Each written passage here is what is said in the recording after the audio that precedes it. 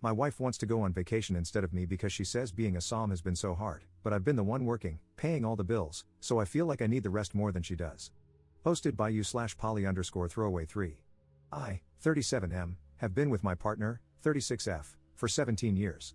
I am the sole provider for my family of 6, partner, 4 kids, and 2 high-energy dogs. I work 5 days a week and sometimes on weekends if we need a little extra cash. My partner is a stay-at-home mom and hasn't worked since our eldest was born, by her own choice. I wake up at 5 a.m., take the dogs out, prepare the kids' lunches/snacks, ensure all school essentials, such as bags, are by the front door, and then head to work at a physically demanding job. The kids are picked up for daycare/school at 7. Due to after-school activities, clubs, etc., they're not home until 6. I come home at 7 and make dinner most nights, help with homework, do bedtime for the little ones, do the dishes, take the dogs out for a longer walk, and put the little ones to bed. If the house is a mess, I will, of course, clean it. I pay for everything: mortgage, bills, insurance, groceries, clothes, toys, technology, after-school activities, dates, and a woman to deep clean the house once a month. My partner wants to go on a 2-week vacation with her friends, which will overlap with a weekend trip I had planned with my brother, whom I rarely get to see as we live far away. She wants me to cancel my trip because she's tired and needs a break. We got into an argument where unkind things were said on both sides, but I am unwilling to budge on this. How do I get through to her that I need some rest? Edit. Hello all, sorry I haven't replied to many comments, but I have read most of them. I've seen a couple of questions I'd like to answer. My children are between 16 and 6. My wife doesn't take anyone to their clubs/activities. The younger children's school finishes at 3 p.m., and their clubs are held at school. The older kids' school finishes at 3:30 p.m. They stay in a club until 4:30 p.m. and then go to a youth group with their cousins until they come home. My eldest makes their way to and from school on their own, while my youngest are picked up and dropped off. The kids are, of course, able to eat breakfast at home, but they often enjoy eating with their friends before school starts at 8. My wife doesn't walk the dogs because she doesn't like to, and frankly, they don't like her. I enjoy my time walking the dogs because it allows me some time to think. We have a large yard with dog houses, toys, and some agility equipment for them to use while I'm gone. They also get mental stimulation through Kongs and puzzle toys, which have been prepared and stored in the freezer. What does my wife do all day? Honestly, she's not isolated. She often tells me about things she's done with her friends, sister, or mother. She goes to the gym and enjoys hobbies such as embroidery, knitting, and some jewelry design. She changes what she likes to do, saying it keeps things fresh. Housework-wise, she does the laundry, I fold and distribute later, and she gives the dogs water and their prepared meals. We have robot vacuums and air purifiers to handle the dog hair, but my wife will vacuum if needed. I wipe the countertops and load the dishwasher after meals. The older kids take care of their own rooms and bathrooms for an allowance. Have you ever not truly noticed something until it's right in front of your face? I was so mad because I wanted to go see my brother and she wanted to go on vacation with her friends. Yes, she wants me to pay for it, and things have been like this for so long that I didn't see how unfair and imbalanced things were until I really started to look at how our duties were distributed. You've all given me a lot to think about. I'll answer some comments later. Update 3 weeks later. Here is the update. It's not good, but it's not totally bad either, because apparently, I've sprouted a backbone. A lot has happened, and I feel like my world is falling apart. This will be long. The following paragraphs provide more background before I get into the update. Some of you have suggested that I enable her behavior, and I'd like to address that to explain how things got this way to begin with. My wife worked from age 16 to 20, but I'd often come home after work during the early stages of her pregnancy, and she would tell me how bad the morning sickness had been and how she was getting in trouble at work for being late or not showing up due to the issues she was having. One night, after a long discussion about things, she suggested that it would be easier and better for her and the baby if she stayed home during the pregnancy. I was reluctant at first because we weren't exactly swimming in cash, but ultimately, the health of my wife and child was more important than a few months of added stress. To save money, we moved in with my wife's older sister and her husband. We split rent and utilities but were still able to save some money. The pregnancy wasn't easy on her. She was often cranky and uncomfortable, and as a result, could be quite mean, rude, and a bit physical. After further discussions with my wife and her sisters, I took on more of the household duties, such as cooking. When my eldest was born, my wife's sister helped with child care while I was at work for the first year.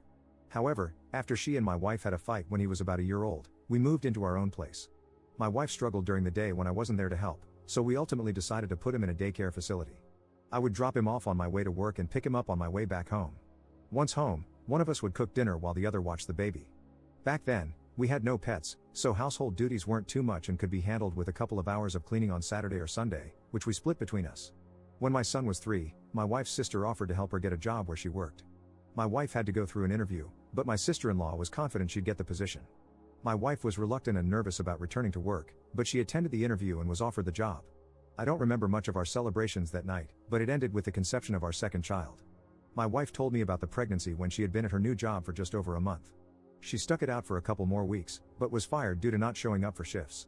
I asked one of her doctors about the issues she was having early in the pregnancy, back pain, leg pain, nausea, etc., but my wife cut me off before I could finish and asked me to leave the room. When we got home, she berated me for speaking to her doctor as if she were a child and told me that if she wanted something brought up to her doctor regarding her pregnancy, she'd do it herself.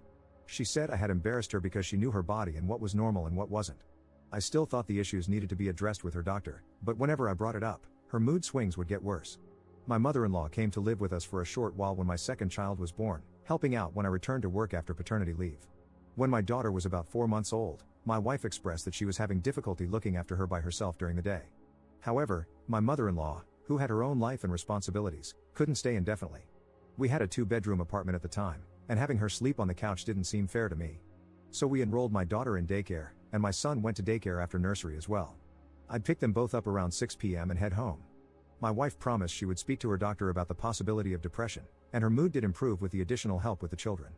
My wife took on cooking and cleaning duties then, but she struggled as well. I would often come home to burned or ruined food, and I'd need to make something else anyway.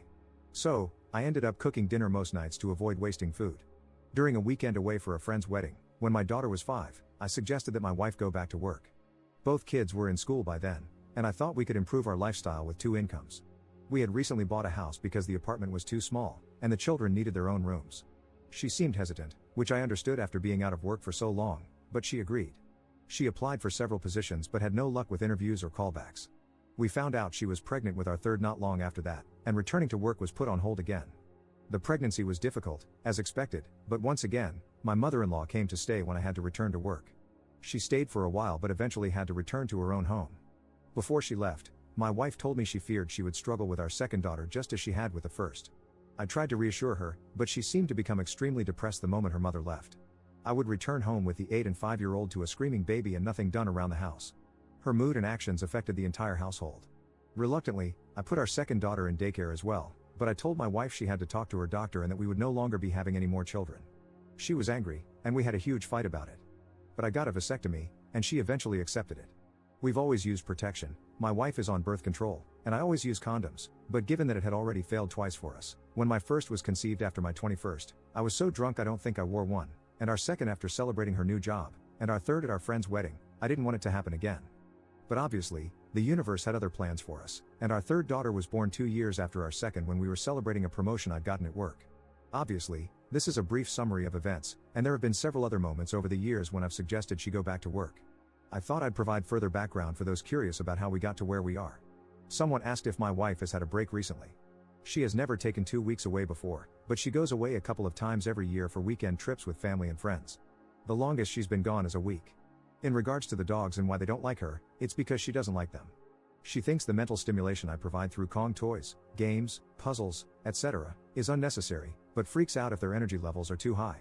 One is a German Shepherd, which I was gifted for my birthday, and the other is a German Shepherd Malinois mix that my wife brought home because she thought our GSD needed a friend. Yes, they have been to training and were originally in doggy daycare for the first couple of years. Now, on to the update. As one of you suggested, I took a day off work. I genuinely wasn't feeling too good either, but I intended to speak to my wife about the situation while the children were at school. The kids all left for school by 7-ish, and my wife came downstairs at 11:45. She seemed very shocked to see me. She asked what I was doing at home, and I explained I took a sick day as I wasn't feeling well. The first words out of her mouth were, "But we need the money, you don't look that bad." I made a face, and she quickly asked what was wrong and if she could get me anything. I asked for water, and we sat on the couch, but soon her phone rang, and she went into the kitchen to talk. She came back a while later and asked if I wanted to get something to eat. I said we could make something from the kitchen. She said she wanted to go out, but I said we could order takeout since I wasn't in the mood to go out. The dogs had been sitting by the chest freezer near the pantry, waiting for their lunchtime enrichment for about 10 minutes. I asked if she was going to feed them. She flopped onto the couch and asked me to do it. I said no. She asked again, and I said no again. She glared at me but eventually got up and fed them. She kept asking me to take her out several times, and I kept saying no. I was starting to get a migraine, which I told her, but she continued asking, suggesting we could go shopping, she could get her nails done, and we could enjoy the day together. I refused again and said we had something to talk about. She agreed but then went upstairs. She came back down 40 minutes later, dressed up, and said if I wasn't going to take her out, she'd go herself. I tried to get her to sit down so we could talk, but she blew me a kiss at the door and rushed outside without even locking it. While she was out, I took some of your advice and canceled the cleaning lady we have. I apologized to her, as I really did like her, but she was very understanding, and I think we parted on good terms. She returned home at 8 p.m. and immediately asked where dinner was. I told her the kids and I had already eaten. She then asked where her dinner was, and I told her she'd have to make something for herself. She said she'd just order something, and I told her no. This gave her pause, and she looked at me like I just told her she had to starve. She said she couldn't cook, and I told her I knew she was perfectly capable of making something. We have plenty of food, she doesn't need to be Gordon Ramsay to heat up a tin of soup or something on the stove. She left again and returned 30 minutes later with McDonald's just for herself, which set the younger kids off. Yes, they'd already eaten, but she walked in the door finishing her burger and drink with an empty bag and McFlurry tub. Our youngest asked why she didn't bring her any ice cream, and my wife replied, "Daddy said I wasn't allowed to." I did not say this, and it took more strength than I'd like to admit not to yell at her in front of our daughter. After the kids were in bed, I asked my wife to sit down and talk about the situation regarding our trips. She asked if I had rescheduled with my brother, and I firmly told her no, and that I wouldn't be. I tried to have a calm conversation. I explained that I felt our duties were incredibly uneven and that I'd like for her to take on more responsibilities with the children in the house. She argued that she does enough, so I asked her to make a list of what she actually does. She listed laundry, feeding the dogs, making doctor's appointments, and grocery shopping. I brought out my own list, detailing everything I've shared with you so far, and added that I create the dogs' meals, she simply has to give it to them.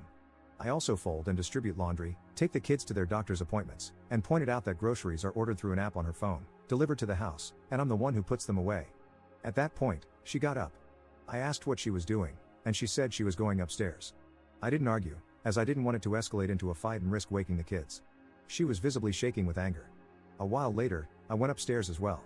She was on the phone with someone, and when I entered the room, she demanded I leave and sleep on the couch. I refused and climbed into bed. She hung up the phone and demanded again that I sleep on the couch, and again, I refused. She then grabbed me and physically tried to drag me out. That led to a fight, and I ended up sleeping on the couch because I didn't want her to wake the kids. The following days were much of the same. I've stopped folding and putting away her laundry. I still do it for myself and the younger kids, and my two oldest take their own piles and put them away. I continue to cook for the kids, but I've told my wife that she needs to make her own meals. Petty, I know, but I felt like something had to change. I think my eldest heard us arguing because he asked if he could take the dogs out for a couple of walks with his friend during the week. He has, and he says he's enjoying it, but I think he and my wife had an argument the other day because he's been very distant with her, and things just feel off. He's asked me about 3 times if I love him. Of course, I've reassured him that there is nothing he could ever do to change that. Yes, I've tried to talk to him about it, but he doesn't want to open up yet, and I need to respect that. I think pushing him might be a mistake. Thursday night, my wife asked if we could have a drink, as I had to leave on Friday to see my brother. I had one, but it went straight to my head, and honestly, I just wanted to sleep. She kept trying to initiate bedroom intimacy, but I wasn't in the mood. I woke up Friday morning, and my wife was gone, along with her suitcase. I've texted and called, but there's been no answer other than a text saying we'd talk about it when she gets back. She ignored me and went on her trip anyway, and I am furious. I left her some cash in the bank account she has access to, but I've moved everything else into another account. I had to call my brother to explain why I wouldn't be coming to see him, and on Saturday, he arrived with my nephew and 2 nieces. The house is very full, but honestly, it feels more open than it has in a long time. The kids seem relaxed, and so do the dogs. I don't know what will happen with my wife, but I'm done. I can't afford a lawyer right now, and unfortunately, I don't know anyone who could give me a deal or do me a favor, but this marriage is over. It should have been a long time ago. Op on if his wife might have undiagnosed health problems including PPD. I spoke to her doctor about the issues she was having because she wouldn't. When the doctor asked her what was going on and how she was feeling, she would say the pregnancy was fine and that she had no issues. Yet at home, all I heard was how hard things were, how sick she felt, and how sore she was, along with the constant screaming and yelling at me. I went to the bed because I'm 6 feet 5 inches and work a physically and mentally demanding job. It's not good for my body to sleep on a 2-seater couch. I needed to rest since I had work in the morning. She escalated the situation and got physical, not me. She made the argument worse, not me. Undiagnosed PPD? She's been to her doctor, who diagnosed her with nothing. She told me that herself. And as for me knocking her up, it takes 2 people to create a child. We don't live in America, and my wife is pro-choice. If she had wanted to terminate the pregnancy, she had the ability to do so. After our second child was born, I told her I didn't think having more kids was a good idea, but she insisted. I said the same thing after our third, and even after my vasectomy, and she lost her mind. Let her go on vacation and feel like herself for the first time in forever? Did she not feel like herself when she went on multiple weekend trips with her friends last year? Or when she goes out for lunch dates with the girls every month? Do you know the last time I saw my brother in person? Before the pandemic. He's here to support me. If you think it's fine for my wife to go on vacation so I can't, then it's perfectly reasonable that my brother can come to the home I pay for when I need him. Are you my wife? Second update 6 hours later. I'm not going to add this to the post as it's already long enough.